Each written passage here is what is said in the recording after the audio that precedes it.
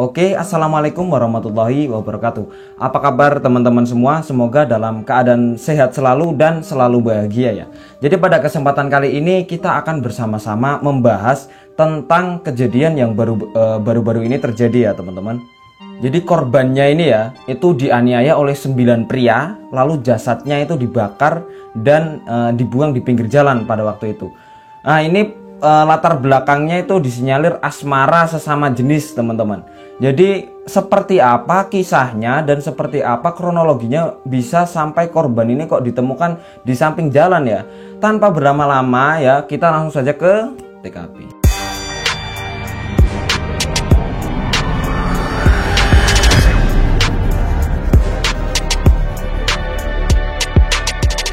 Oke, sebelum ke kronologinya, saya akan menjelaskan dulu tentang para pelaku dan korbannya. Jadi pelakunya kita sebut saja MA. Pelakunya kan tadi ada 9. Ini pelaku utamanya atau biang keroknya atau dalang dibalik itu semua itu kita beri inisial MA. Dan korbannya itu kita namai saja R ya. Jadi kejadiannya itu bermula saat MA pelaku ini menghubungi korban R melalui pesan Facebook pada tanggal 7 Juni 2021. Jadi mereka sudah saling mengenal memang ya, karena memang diisukan mereka ini pasangan sesama jenis. Jadi keduanya laki-laki. Jadi tersangka atau MA ini mengajak bertemu R di salah satu hotel di Jalan Haji Bau, Kecamatan Mariso, Kota Makassar. Jadi di situ hotelnya itu semacam tempat wisata lah, kalau misalkan di sini ya villa-villa di Bogor. Saat itu korbannya R ini diajak oleh pelaku mau, tetapi dia memberikan syarat untuk izin dulu lah ke kakaknya. Jadi korban izin ke kakaknya, "Kak, ini saya mau diajak oleh teman saya mau berlibur ke Kecamatan Mariso itu ya, di hotel." Kakaknya menyetujui, mungkin karena sudah percaya kepada teman-temannya. Setelah disetujui oleh kakaknya, R ini menghubungi MA lagi ya, pelaku. Dia bilang bahwa ini saya sudah disetujui nih, ayo kita berangkat. Pada waktu itu dijemputlah R pukul 8 waktu Indonesia Tengah ya, di rumahnya di Palantikang, Kecamatan Somba Opu, Kabupaten Goa. Pada waktu itu dijemput oleh pelaku ini dengan bermotor berbonceng 3. Jadi pelaku ini bersama 2 temannya menjemput R. R ini posisinya di paling belakang ya teman-teman. Pada waktu itu saat penjemputannya malam hari. Di tengah perjalanan sambil ngobrol-ngobrol, MA ini pelaku ya meminjam HP korban. Pada waktu itu dia scroll lah pelaku ini ya. Scroll, buka Facebook, buka WA. Akhirnya MA ini menemukan percakapan korban dengan laki-laki lain di Facebook. Wah ini. MA langsung di situ cemburu buta teman-teman. Jadi sambil di perjalanan mereka itu sudah saling debat di situ ya sebelum sampai di hotel. Ketika sampai di hotel sekitar pukul jam 9 waktu Indonesia Tengah, korban dan pelaku ini terus bertengkar, bahkan di lobi sampai di kamar pun mereka bertengkar teman-teman. Pada waktu itu mereka menginap di kamar 405. Cekcok antara pelaku dan korban ini tidak selesai di situ ya. Jadi pada waktu itu karena mungkin MA ini sudah sangat marah, sudah sangat cemburu, dia menghubungi teman-temannya yang kebetulan semuanya laki-laki. Karena mereka ini pasangan sesama jenis. Dan diduga juga bahwa MA ini pelaku adalah mucikari. Dia mucikari perempuan dan laki-laki, jadi tidak hanya laki-laki ya. Ternyata dia adalah mucikari teman-teman. Jadi setelah percecokan tersebut sekitar pukul 12.00 waktu Indonesia Tengah, tersangka lainnya yang sudah dihubungi oleh MA itu datang. Inisialnya DAS dan FS. Itu masuk menuju kamar. Jadi di dalam kamar itu kan sudah ada MA dan korban ya. Dan pada waktu itu juga datang teman satu lagi, yaitu inisialnya D, yang saat ini masih menjadi daftar pencarian orang kepolisian. Setelah teman-teman MA tadi datang ya, terus pukul 2 pagi nih waktu Indonesia Tengah, MA ini mengajak berhubungan badan ke korban. Jadi mereka ini melakukan hubungan sesama jenis pada pukul 2 itu ya, bersama teman-temannya ini yang sudah dihubungi oleh MA sebelumnya. Setelah berhubungan tersebut, kemudian pukul 5 pagi itu terjadi pengeroyokan terhadap R alias korban. Jadi pelaku dan para teman-temannya ini 4 orang itu ya, termasuk DPO yang masih daftar pencarian orang sampai saat ini, itu menyiksa dan memukul pelaku pada pagi hari itu. Jadi setelah mereka ini melakukan penyiksaan terhadap korban, paginya tanggal 8 Juni 2021 sekitar jam 9 pagi ya teman-teman, MA para pelaku dan teman-temannya ini check out dari hotel. Jadi mereka membawa korban itu sudah babak belur, korbannya sudah dipukuli kan tadi malam. Jadi pelaku ini membawa korban ke rumah wanita. Jadi teman salah satu pelaku, inisialnya H ya. Wanita ini inisialnya H. Jadi para pelaku ini membawa korban itu dengan pada waktu itu menggunakan gokar atau ya seperti taksi online lah. Dibawalah ke rumah pelaku wanita. Jadi ada teman wanita dari pelaku ini menampung korban di situ. Setelah sampai di rumah pelaku wanita, korban ini kembali dianiaya oleh MA dan teman-temannya. Jadi korbannya dipukuli dengan tangan kosong dan pada waktu itu menggunakan ikat pinggang.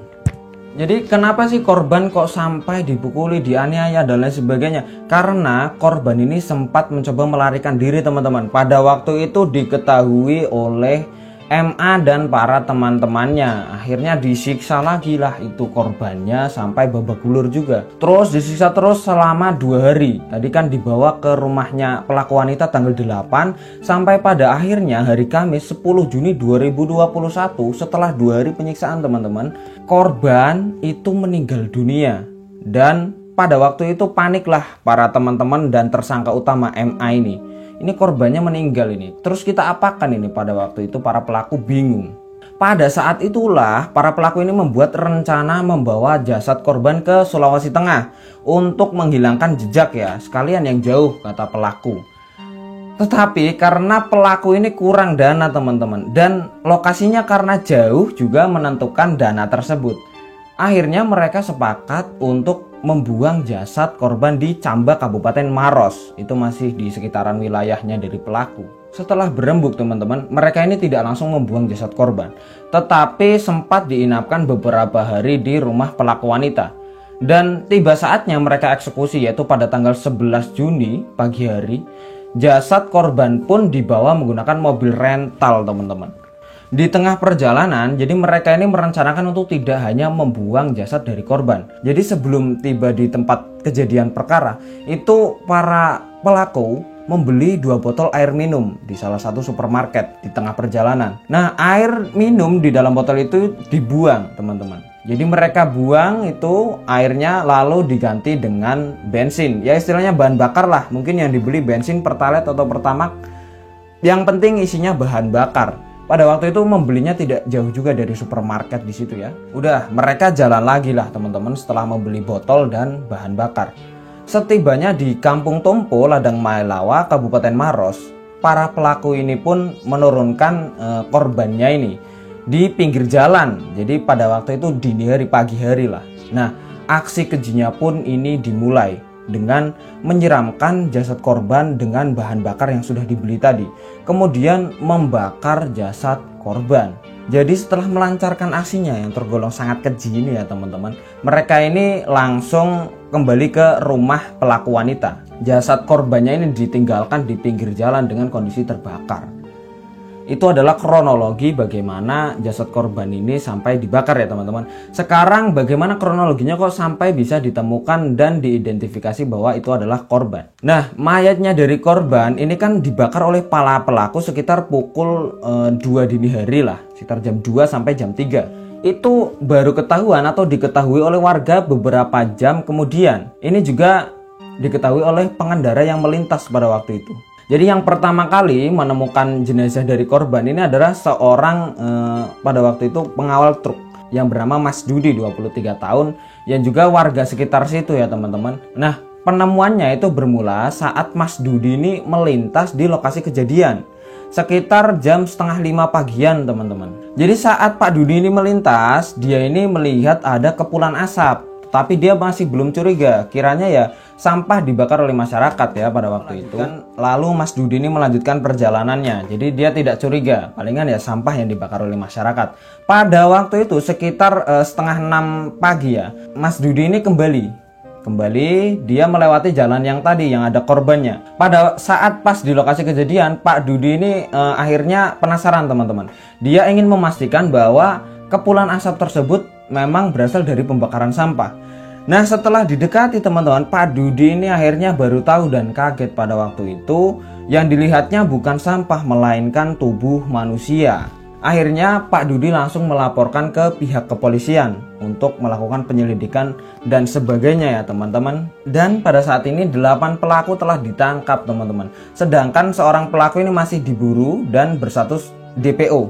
Ini yang berinisialnya D ini teman-teman. Jadi ke-8 pelaku itu inisialnya MA, masih usianya 19 tahun, ini dalangnya ya teman-teman.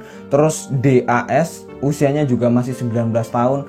Terus FS usianya 16 tahun teman-teman. Terus ada AP usianya 19 tahun, TH 22 tahun, terus AI 17 tahun, terus ada MAN 16 tahun.